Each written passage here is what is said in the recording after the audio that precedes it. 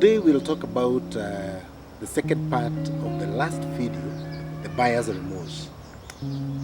In case you missed that one, please subscribe to my channel, and you're going to find that video there, buyer's remorse. There was a demand that we repeat that, but today I'll just talk about the continuation, about how to avoid the buyer's remorse.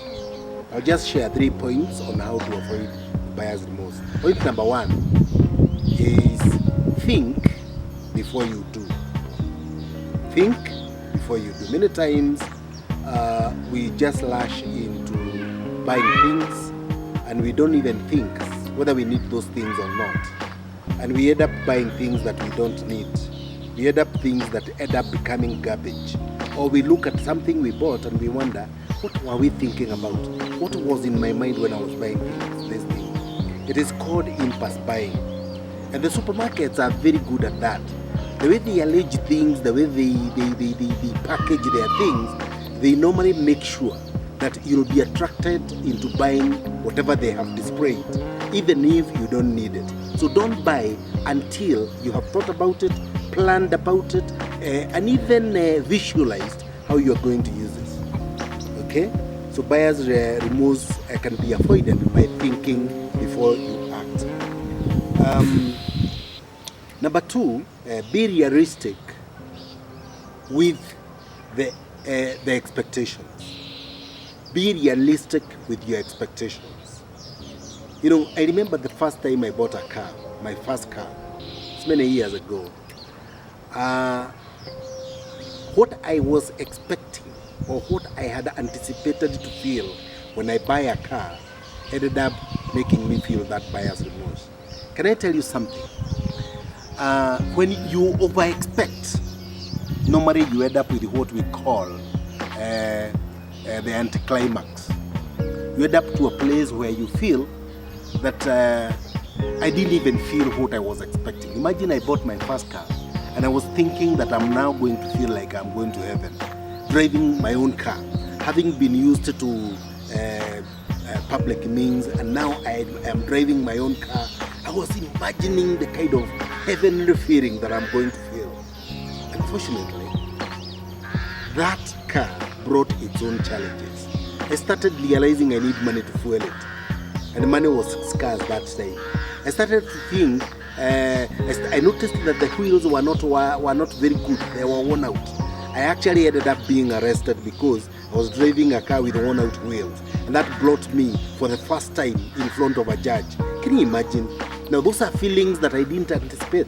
When people get married, they over-expect because of this imagination that when they get into the marriage, they are going to be so happy.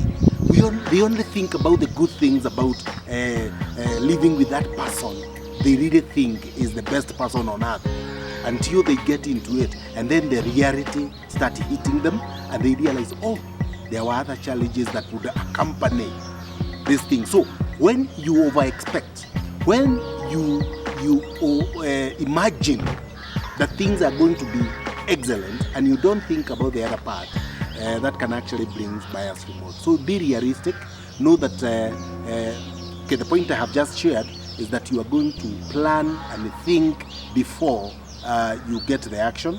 So that is going to also help you to be realistic, because you're also going to anticipate that some other negative or disadvantages misallowed your buy or your choice.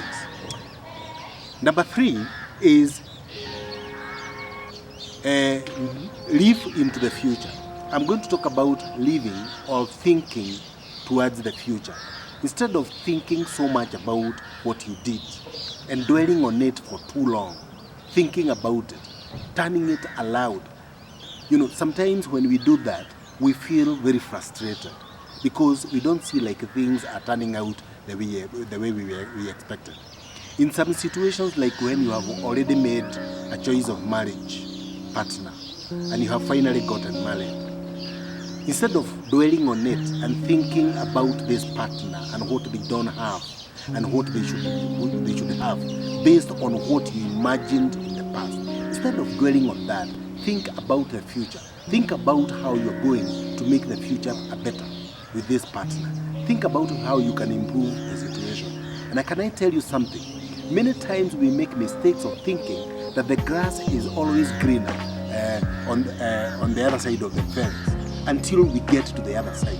I tell you the truth, that person you think has a problem, that thing that you are holding on, thinking that you would be better off with something else, I'm telling you, you could be having the best. Because that which you are thinking about in future, in the past, or in the past, something you left behind, it's actually having its own challenges.